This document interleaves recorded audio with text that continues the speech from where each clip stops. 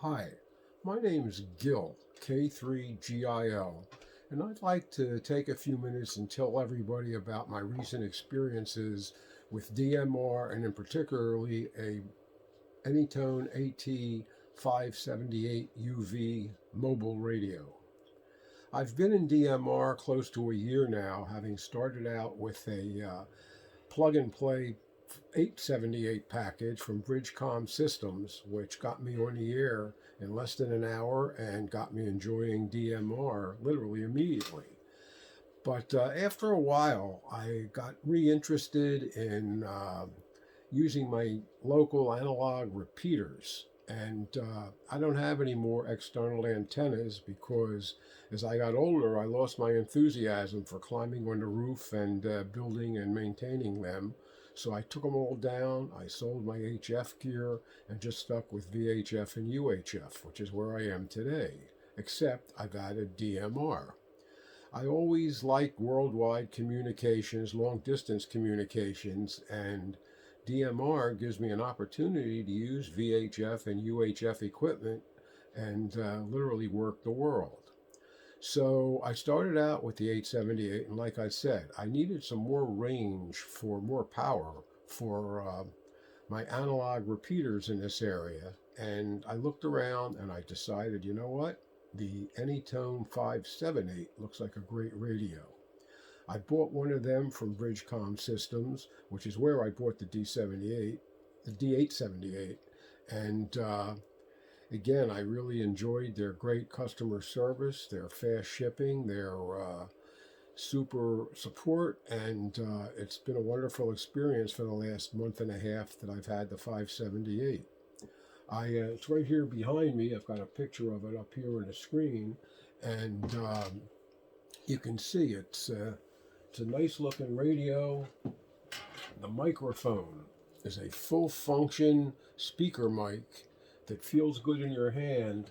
And speaking of feeling good in your hand, if you pick the radio up, it feels good. These radios are built, they're very solidly well built. And I've got now 4 Anytone radios, and I like every one of them, and they've performed flawlessly.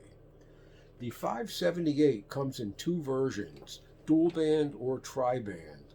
The tri-band or amateur version includes VHF, UHF, plus the 220 band.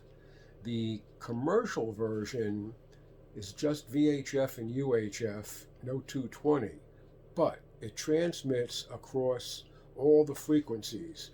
These radios cover from 136 to 174 megahertz and from 400 to 480 megahertz. And the commercial band has full transmit ability on all those frequencies. The reason I like that and why I bought the commercial radio is because I'm a boater, and it'll work really well as a marine radio on the marine bands.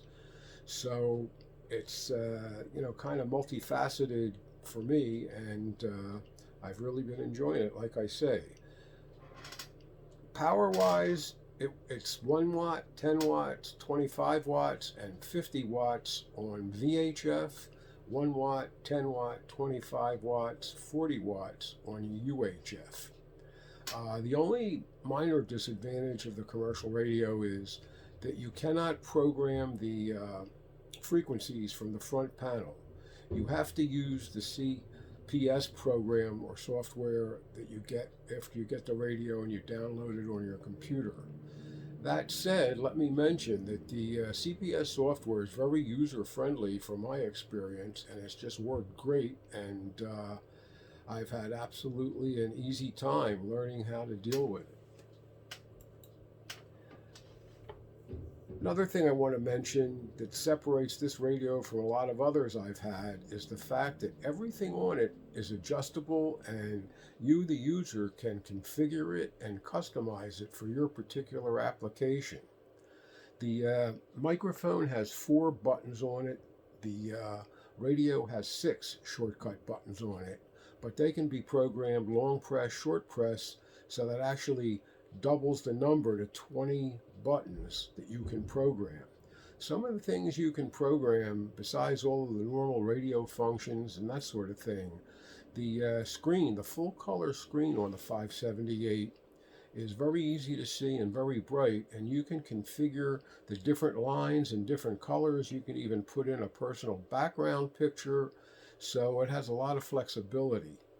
The other thing you can program that I like is the speaker.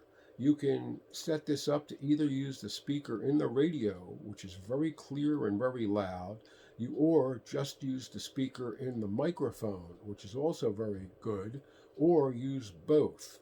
You can even program the fan. You can set it up so the fan is on when you press the microphone, the fan is on all the time, or the fan is on just when the radio overheats and kicks it on. So again, very, very adaptable radio for your particular needs and situations.